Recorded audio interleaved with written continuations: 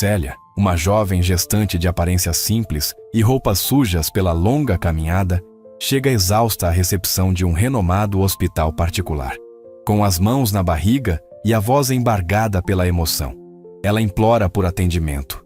A recepcionista, ainda surpresa pela chegada inesperada, pergunta o nome dela e o motivo da urgência.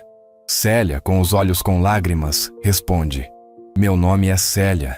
Eu só preciso que meu filho esteja seguro. Eu não tenho ninguém." Enquanto isso, no fundo do corredor, Jonilson Philcon, um empresário milionário que estava ali para tratar de uma doação milionária ao hospital, observa a cena silenciosamente. Ele segura um envelope com o cheque que definiria uma grande parceria, mas algo na dor silenciosa de Célia o faz hesitar. Sentindo-se tocado, Jonilson se aproxima e, com voz firme, porém sensível, pergunta: "Ela já foi atendida?" A recepcionista respondeu hesitando: "Ainda não, senhor. Ela não tem cadastro no sistema." Jonilson então olha nos olhos de Célia e diz: "Hoje, o sistema sou eu." Naquela tarde de dezembro, quando o empresário Jonilson Philcon estacionou seu Mercedes-Benz na entrada do hospital particular mais renomado da região, ele não imaginava que em menos de 2 horas estaria segurando a mão de uma completa estranha que mudaria completamente sua visão sobre o verdadeiro significado da riqueza e do poder.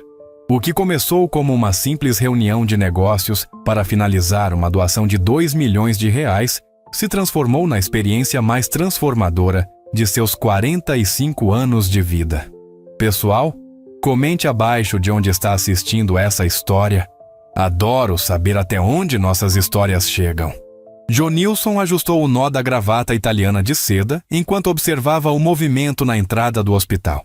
Como CEO de uma das maiores construtoras de mansões de alto padrão do país, ele estava acostumado com ambientes luxuosos, mas aquele hospital impressionava até mesmo alguém de seu nível socioeconômico.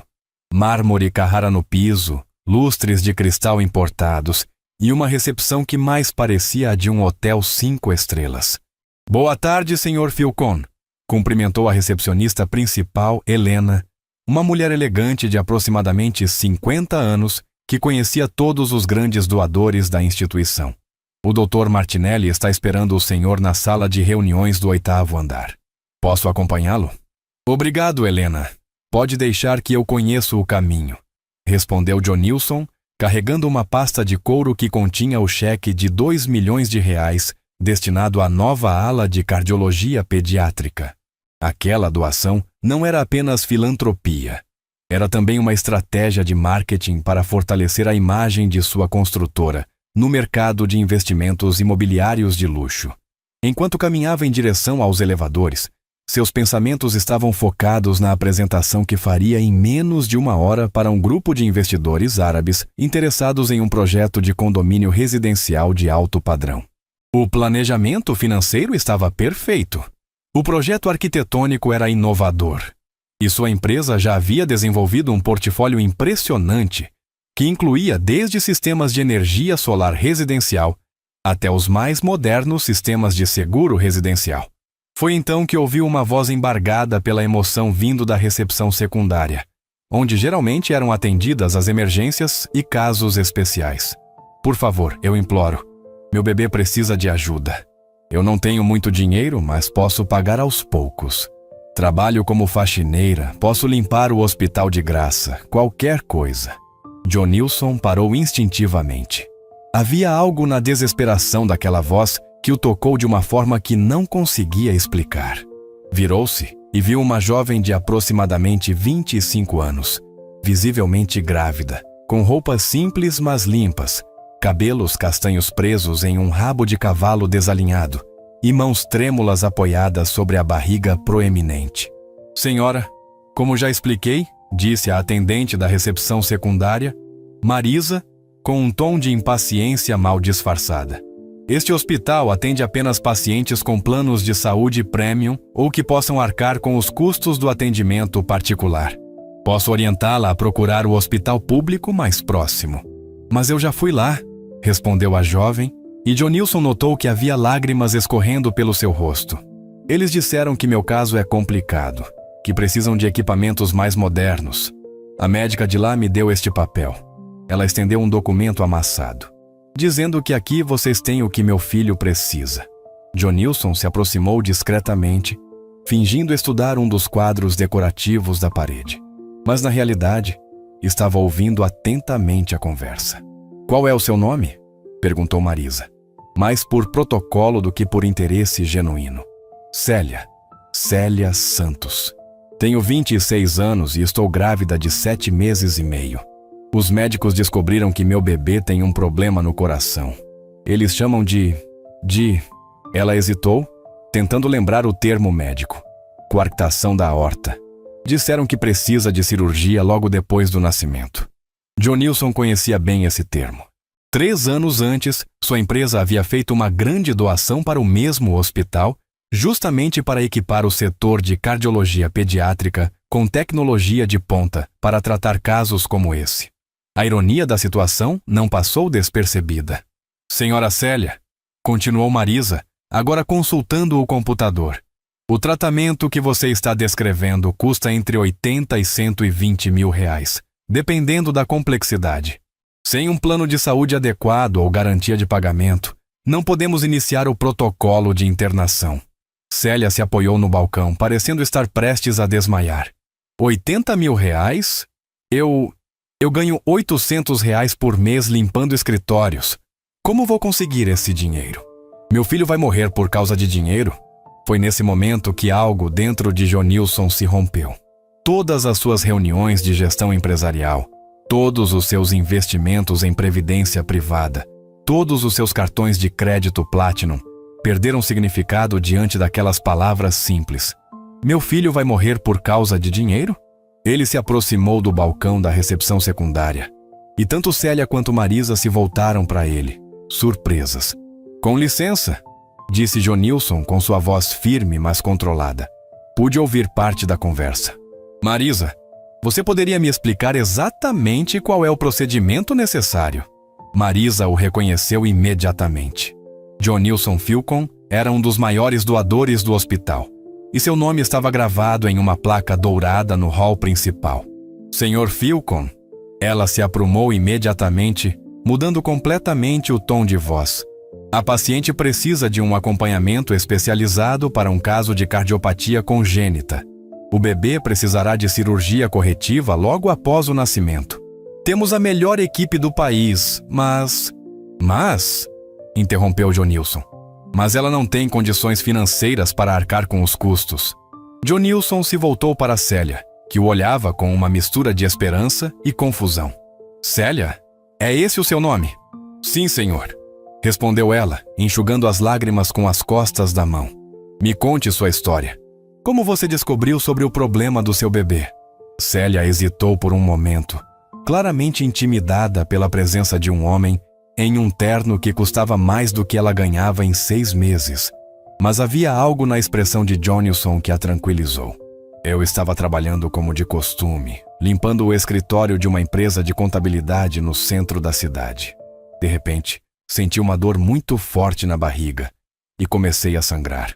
O segurança me levou para o pronto-socorro público. Lá eles fizeram vários exames e descobriram que meu bebê tem esse problema no coração. E o pai da criança? Perguntou Jonilson gentilmente. Os olhos de Célia se encheram de lágrimas novamente. Ele foi embora quando soube da gravidez. Disse que não queria ter responsabilidades. Desde então, eu estou sozinha. Minha mãe morreu há 2 anos de câncer e eu não tenho mais ninguém. Jonilson sentiu um aperto no peito. Sua própria história tinha similitudes dolorosas. Ele também havia crescido sem pai, criado por uma mãe que trabalhava como doméstica para sustentar a família. A diferença era que ele havia tido a sorte de receber uma bolsa de estudos em administração e conseguido construir um império financeiro através de muito trabalho e alguns investimentos acertados no mercado imobiliário. Célia, você trabalha há quanto tempo como faxineira? Desde os 17 anos, senhor. Comecei ajudando minha mãe quando ela ficou doente. Depois que ela morreu, continuei trabalhando para me sustentar. Não consegui estudar muito porque precisava trabalhar. E onde você mora? Aluguel um quarto nos fundos de uma casa. Pago R$ 250 por mês. É pequeno, mas é limpo e seguro. Marisa observava a conversa com crescente impaciência, claramente incomodada com o tempo que estava sendo gasto com uma paciente que, em sua visão, não tinha como pagar pelos serviços. Jonilson percebeu a linguagem corporal da funcionária e decidiu tomar uma decisão que mudaria não apenas a vida de Célia, mas também a sua própria. Marisa, eu gostaria de falar com o Dr. Martinelli imediatamente. Informe a ele que preciso reagendar nossa reunião e que tenho um caso urgente para discutir. Claro, Sr. Philcon. Vou ligar para ele agora mesmo. Enquanto Marisa fazia a ligação, Jonilson se voltou para Célia. Você confia em mim? Célia o olhou nos olhos e, por algum motivo que ela mesma não conseguia entender, assentiu com a cabeça. Então vamos subir para conversar com o melhor cardiologista pediátrico do país. E não se preocupe com os custos. Hoje, isso não é um problema. Célia não conseguiu segurar as lágrimas. Senhor, eu não entendo. Por que o senhor está fazendo isso por mim? O senhor nem me conhece. Jonilson parou por um momento, refletindo sobre a pergunta. Porque, Célia, há muito tempo eu esqueci que existem coisas mais importantes do que dinheiro. E hoje você me lembrou disso. Enquanto esperavam o elevador, Célia perguntou timidamente. Posso saber seu nome? Jonilson Philcon. E não me chame de senhor. Estamos juntos nessa agora. O elevador chegou e quando as portas se abriram, Jonilson gentilmente indicou para Célia entrar primeiro. Durante a subida até o 8º andar, ele notou que ela estava tremendo. Você está nervosa? Muito, admitiu Célia. Nunca pensei que estaria em um lugar como este. Tenho medo de falar algo errado ou fazer alguma coisa inadequada. Célia, olhe para mim, disse Jonilson, esperando ela encontrar seus olhos. Você não precisa ser diferente do que é. Você é uma mãe que está lutando pelo seu filho. Não existe nada mais nobre do que isso. As portas do elevador se abriram, revelando um corredor luxuoso que levava às salas de reunião e consultórios dos principais médicos do hospital. Uma enfermeira os aguardava. Sr. Philcon, o Dr. Martinelli está esperando na sala de reuniões. Ele já foi informado sobre a situação. Eles foram conduzidos a uma sala ampla, com uma mesa de reuniões de madeira nobre, cercada por cadeiras de couro. As paredes eram decoradas com diplomas e certificados de reconhecimento internacional. Na cabeceira da mesa estava o Dr. Martinelli, um homem de aproximadamente 60 anos, com cabelos grisalhos e uma expressão séria, mas gentil. Jonilson, meu amigo, disse o doutor, levantando-se para cumprimentá-lo. Recebi sua mensagem sobre um caso urgente. Esta deve ser a paciente. Dr. Martinelli, gostaria de apresentá-lo a Célia Santos. Célia, este é o Dr. Eduardo Martinelli, chefe do Departamento de Cardiologia Pediátrica. Célia se levantou timidamente para cumprimentar o médico, que a recebeu com um sorriso caloroso. Célia, é um prazer conhecê-la. Jonilson me passou algumas informações básicas sobre seu caso. Gostaria que você me contasse tudo o que sabe sobre a condição do seu bebê. Durante os próximos 20 minutos, Célia explicou detalhadamente tudo o que havia descoberto sobre a coarctação da aorta do seu filho. O Dr. Martinelli fazia perguntas específicas e tomava notas, impressionado com a precisão das informações que ela havia retido. Célia, vou ser direto com você, disse o Dr. Martinelli depois de analisar todos os exames que ela havia trazido. Seu filho realmente precisa de cirurgia corretiva logo após o nascimento. A boa notícia é que, quando detectada cedo, essa condição tem um índice de sucesso cirúrgico de mais de 95%. E a notícia ruim? Perguntou Célia, segurando firmemente a mão de Jonilson. Não há notícia ruim, interrompeu Jonilson. O Dr. Martinelli vai cuidar do seu filho, e eu vou cuidar de todo o resto. Jonilson? Disse o Dr. Martinelli. Você tem certeza? Estamos falando de um investimento considerável. Doutor, há 3 anos eu doei R$2 milhões para equipar exatamente o departamento que vai salvar a vida do filho da Célia.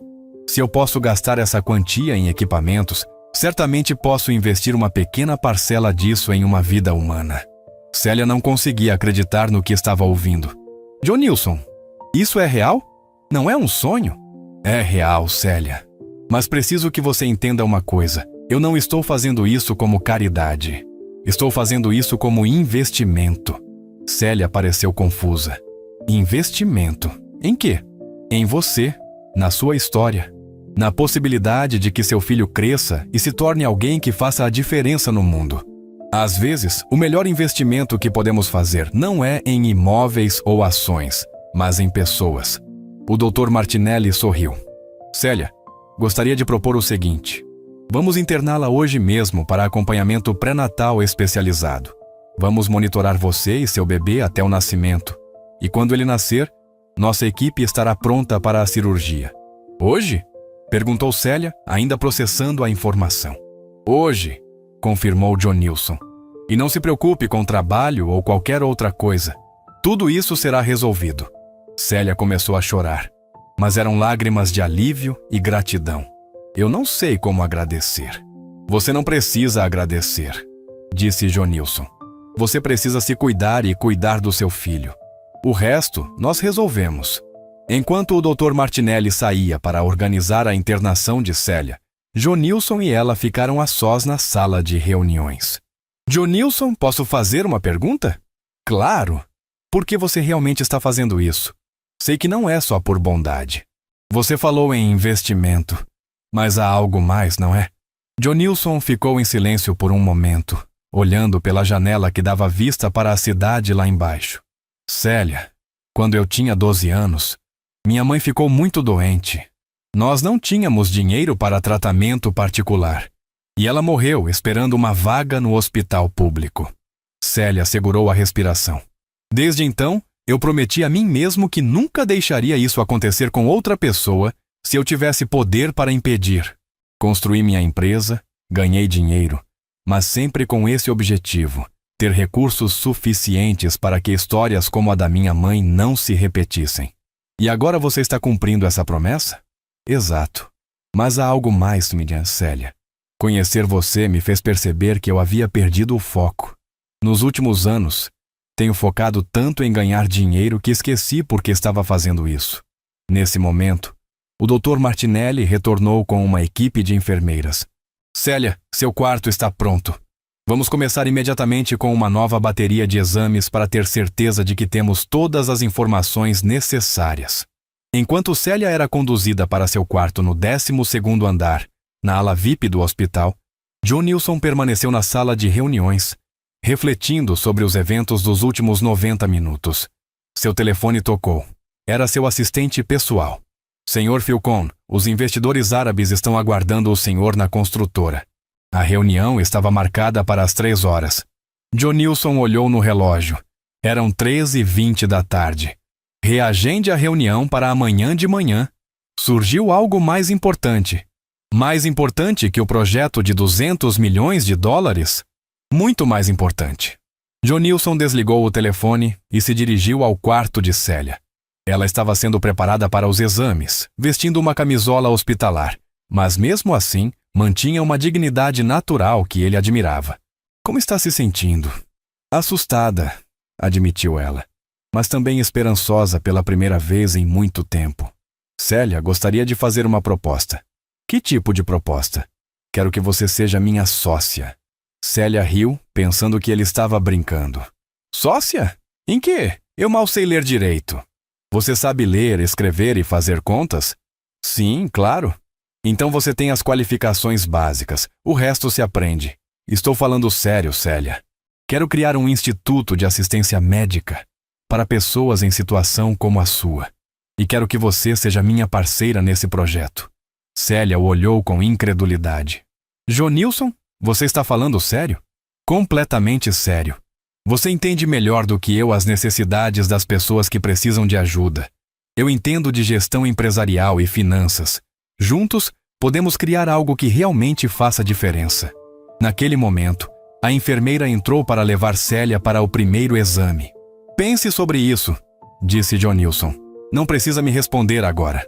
Durante as próximas 3 horas, enquanto Célia passava por ultrassonografias especializadas, ecocardiografias fetais e outros exames detalhados, Jonilson permaneceu no hospital, cancelando todas as suas reuniões do dia.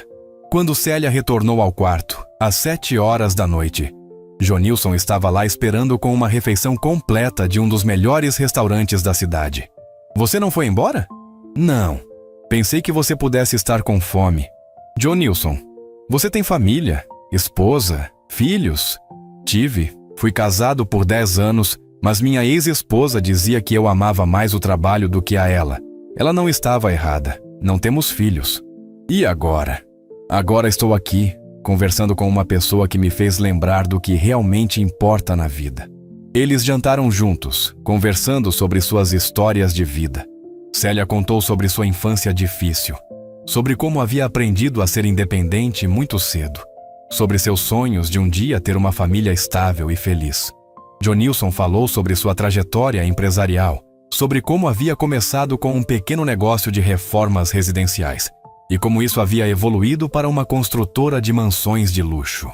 Mas também falou sobre sua solidão, sobre como o sucesso financeiro não havia preenchido o vazio emocional que carregava desde a morte da mãe. Célia, posso fazer uma pergunta pessoal? Claro. Qual é o seu maior sonho? Célia pensou por um momento.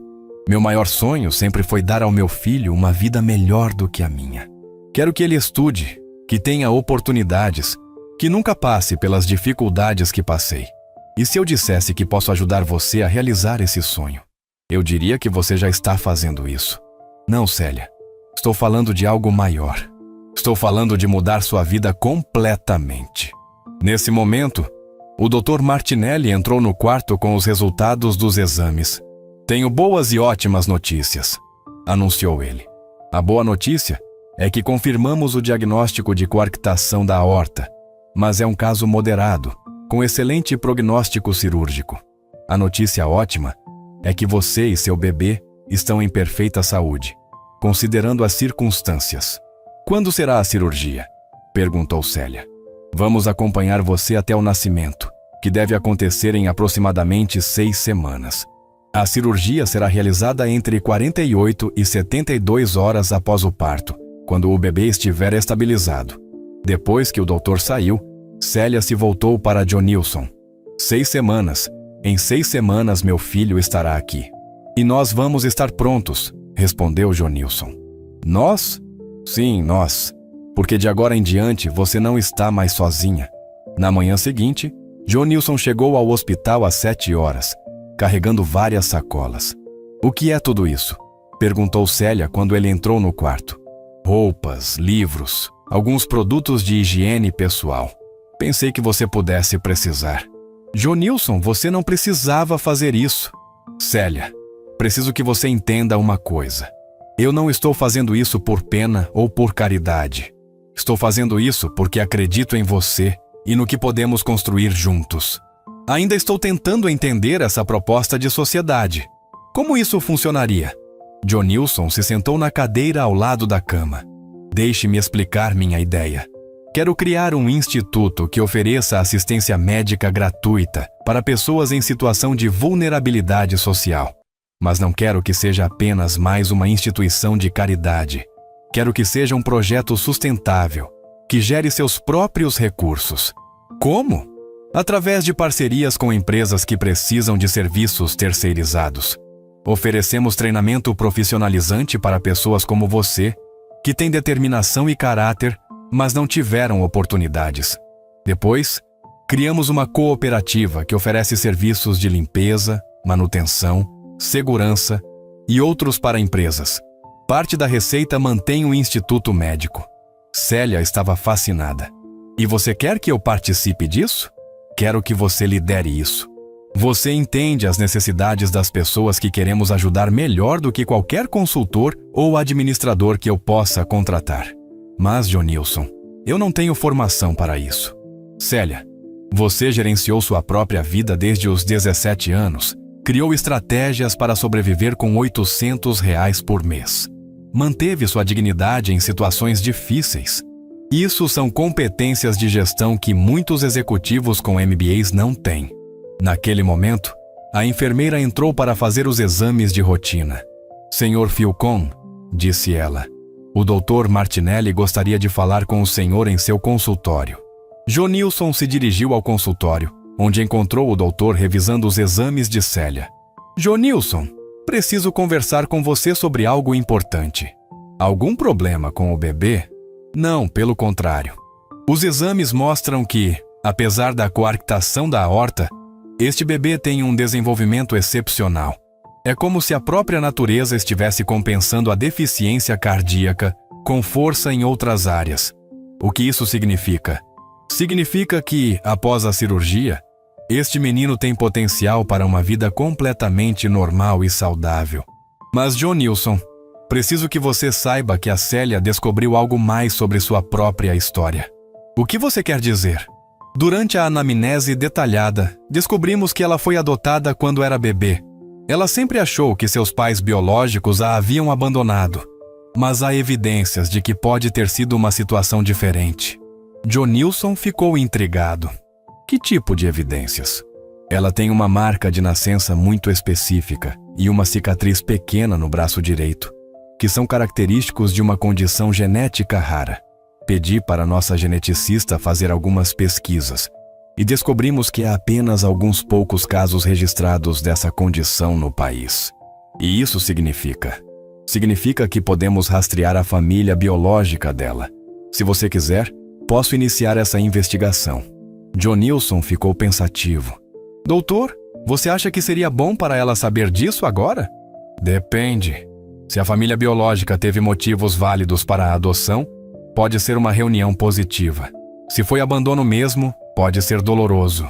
Mas considerando que ela está prestes a se tornar mãe, talvez seja importante conhecer seu histórico médico familiar. Deixe-me conversar com ela primeiro. Jonilson retornou ao quarto, onde encontrou Célia lendo um dos livros que havia trazido para ela. Um manual básico de administração de empresas. Como está sendo a leitura? Fascinante e assustadora ao mesmo tempo. Há tantas coisas que eu nunca soube que existiam. Planejamento estratégico, gestão de recursos humanos, controle financeiro. E o que você acha? Acho que vou precisar estudar muito se quisermos fazer essa parceria dar certo. Célia, o Dr. Martinelli me contou algo interessante sobre você. Ela parou de ler e o olhou com atenção. Ele descobriu que você foi adotada e a possibilidade de rastrearmos sua família biológica. O rosto de Célia empalideceu. Minha família biológica? Como? Jonilson explicou sobre a marca de nascença e a condição genética rara. Você gostaria de saber quem eles são? Perguntou ele. Célia ficou em silêncio por vários minutos. Eu sempre me perguntei sobre isso. Minha mãe adotiva, que foi a única mãe de verdade que tive, sempre disse que eles me amaram muito, mas não puderam me criar. Nunca entendi o que isso significava. E agora? Agora tenho medo. E se eles realmente me abandonaram? E se não quiserem me conhecer? E se descobrir a verdade for pior do que não saber? Célia, posso sugerir algo? Claro. Que tal se deixarmos o Dr. Martinelli fazer a investigação discreta? Se descobrir algo positivo, você decide se quer estabelecer contato. Se descobrir algo negativo, você simplesmente não precisa saber os detalhes. Célia pensou por um momento. Está bem. Mas promete que não vai tomar nenhuma decisão sem conversar comigo primeiro? Prometo. Durante os 3 dias seguintes, a rotina do hospital criou uma dinâmica interessante entre Jonilson e Célia. Ele chegava todas as manhãs às 7 horas, trazia café da manhã, e eles passavam as manhãs discutindo o projeto do instituto. Nas tardes, ele ia para a construtora resolver questões urgentes e retornava à noite para jantar com ela. Jonilson, disse Célia na 4ª noite, posso perguntar uma coisa que estou pensando há dias. Fale. Você não acha que as pessoas vão pensar que você está fazendo isso tudo para se aproveitar de mim? Jonilson parou de comer. Como assim? Um empresário rico, uma mulher grávida e pobre. As pessoas podem interpretar mal. Célia, você se sente aproveitada? Não, pelo contrário. Sinto que estou ganhando uma oportunidade única na vida. Então não importa o que as pessoas pensam. Além disso, nossa parceria será formalizada oficialmente. Você será uma empresária, minha sócia oficial. Falando nisso, ainda não entendi como vou ser sua sócia, se não tenho dinheiro para investir. Seu investimento não será dinheiro, será conhecimento e dedicação. Você conhece as necessidades do nosso público-alvo melhor do que qualquer pesquisa de mercado. Isso vale mais do que dinheiro. Naquele momento, o Dr. Martinelli bateu na porta. Posso interromper? Tenho algumas informações sobre a investigação que vocês me pediram. Célia e Johnilson se entreolharam.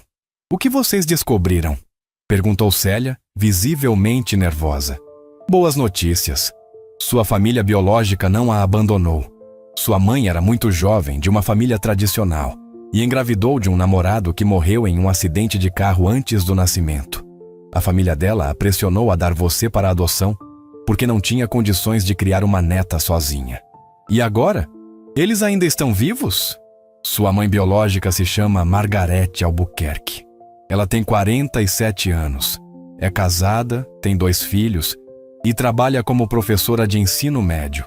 Ela mora a aproximadamente 200 quilômetros daqui. Célia começou a chorar. Ela pensou em mim todos esses anos? Segundo nossas informações, ela nunca parou de pensar em você. Inclusive, ela deixou seus dados atualizados em vários registros, na esperança de que você a procurasse um dia. E minha avó biológica morreu há 5 anos, mas antes de morrer, ela contou para toda a família sobre você. Aparentemente, se arrependeu muito da decisão que tomaram na época. Johnilson segurou a mão de Célia. O que você quer fazer? Eu quero conhecê-la, mas tenho medo. Quer que eu vá com você? Ofereceu Johnilson. Você faria isso? Claro. Somos parceiros agora, lembra? O Dr. Martinelli sorriu. Posso organizar um encontro aqui no hospital se vocês quiserem. Seria um ambiente neutro e seguro. Célia assentiu. Sim, por favor. No dia seguinte, Margarete Albuquerque chegou ao hospital às 2 da tarde.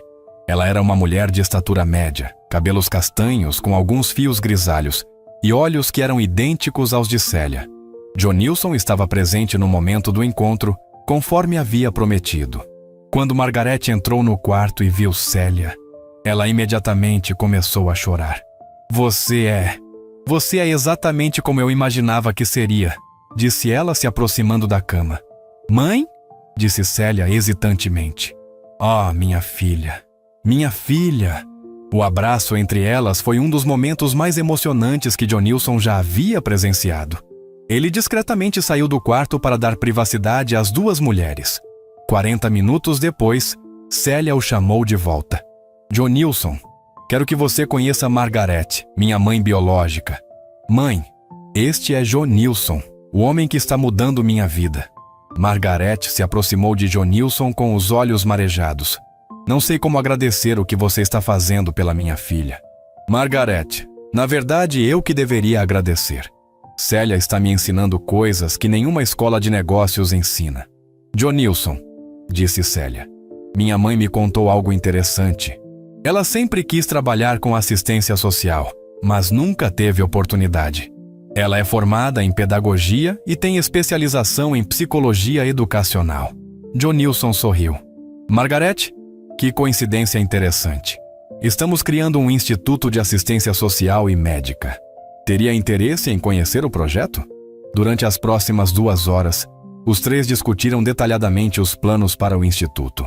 Margarete não apenas demonstrou interesse, mas também contribuiu com ideias valiosas sobre como estruturar os programas educacionais. Vocês sabem, disse Margarete, minha cidade tem uma grande população de pessoas que precisariam exatamente desse tipo de assistência. Talvez pudéssemos expandir o projeto para lá também. Mãe tem razão, concordou Célia. E se começarmos com 2 unidades, uma aqui e uma na cidade dela? Por que não 3 unidades? Sugeriu Johnilson. Uma aqui, uma na cidade de Margarete e uma terceira em alguma região rural onde o acesso à saúde é ainda mais difícil. Naquele momento, Johnilson percebeu que seu projeto inicial de criar um pequeno instituto havia evoluído para algo muito maior. E ele estava entusiasmado com essa evolução. Nas 2 semanas seguintes, a rotina de planejamento do instituto se intensificou. Margarete havia pedido licença de seu trabalho como professora para se dedicar ao projeto. Jonilson havia contratado uma equipe de advogados especializados em terceiro setor para formalizar a criação da organização. Jonilson, disse Célia, em uma tarde de sexta-feira, preciso conversar com você sobre uma coisa. Diga, estou preocupada com uma coisa. E se depois que meu filho nascer eu não conseguir dar conta de tudo isso? E se eu não for competente o suficiente? Célia, você já está dando conta. Nas últimas 2 semanas, você leu 4 livros de administração, criou um plano básico de funcionamento para o Instituto, identificou 3 possíveis locais para as unidades e ainda conseguiu tempo para se reconectar com sua mãe biológica. Se isso não é competência, eu não sei o que é. Mas e quando o bebê nascer? Vou ter que me dividir entre ser mãe e tocar o projeto. Célia, você não vai estar sozinha. Temos sua mãe, temos uma equipe se formando. E, principalmente, temos recursos suficientes para contratar toda a ajuda que você precisar. Falando em recursos, ainda não entendi como você vai financiar tudo isso. Jonilson sorriu. Lembra que eu ia fazer uma doação de 2 milhões para o hospital? Sim. Decidi que é melhor investir esse dinheiro no nosso instituto. Além disso, vou vender 2 das minhas propriedades de investimento imobiliário. Com isso, teremos aproximadamente 8 milhões de reais para começar.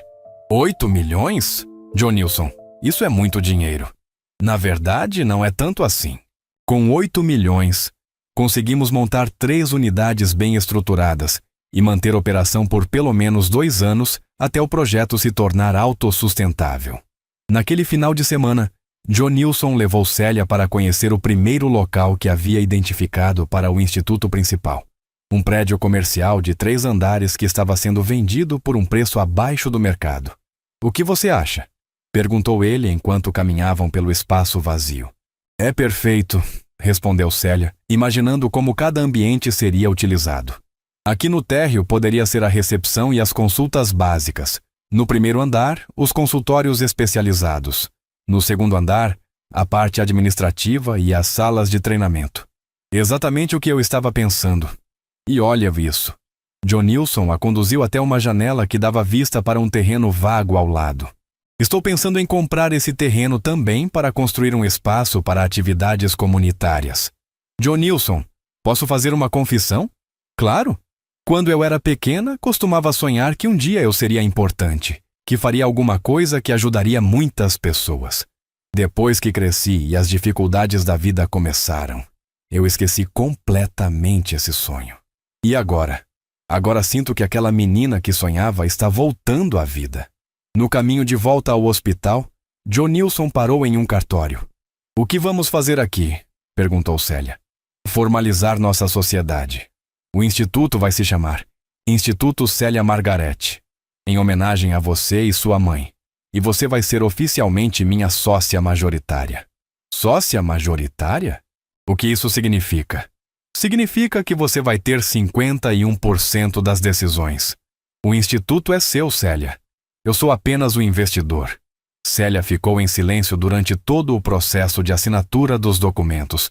Quando saíram do cartório, ela finalmente falou. Jonilson, você acabou de me transformar em empresária. Não, Célia. Você já era empresária. Só não sabia disso ainda. Naquela noite, no hospital, Célia ligou para sua mãe biológica para contar sobre a oficialização do instituto. Mãe, você quer saber de uma coisa incrível?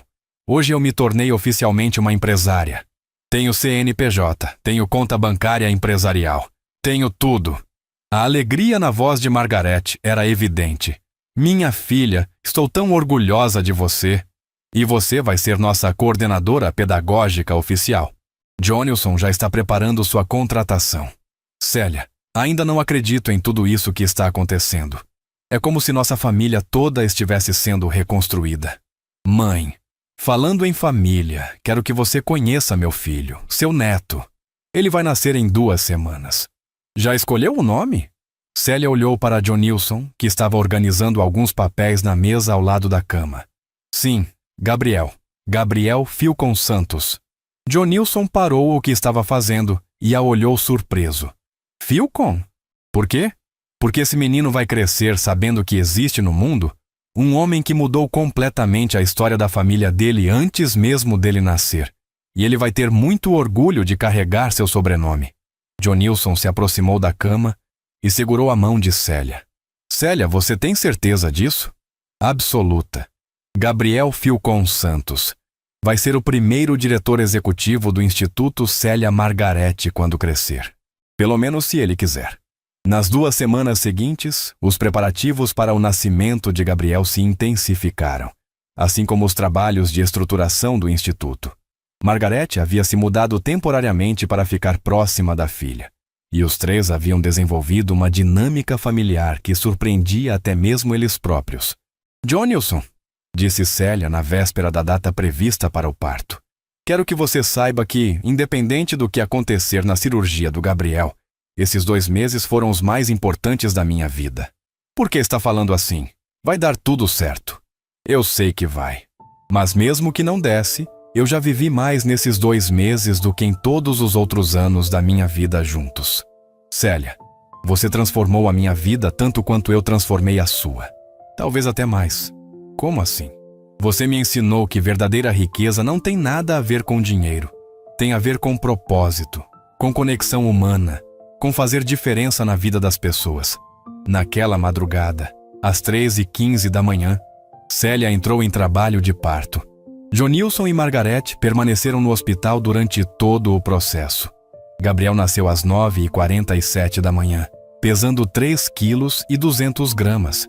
5 minutos após o nascimento, a equipe de cardiologia pediátrica assumiu os cuidados para preparar a cirurgia. Como ele está? Perguntou Célia, ainda na sala de parto. Perfeito, respondeu o Dr. Martinelli. Forte, saudável e pronto para a cirurgia. 3 horas depois, enquanto Gabriel estava na cirurgia, Johnilson, Célia e Margarete aguardavam no quarto.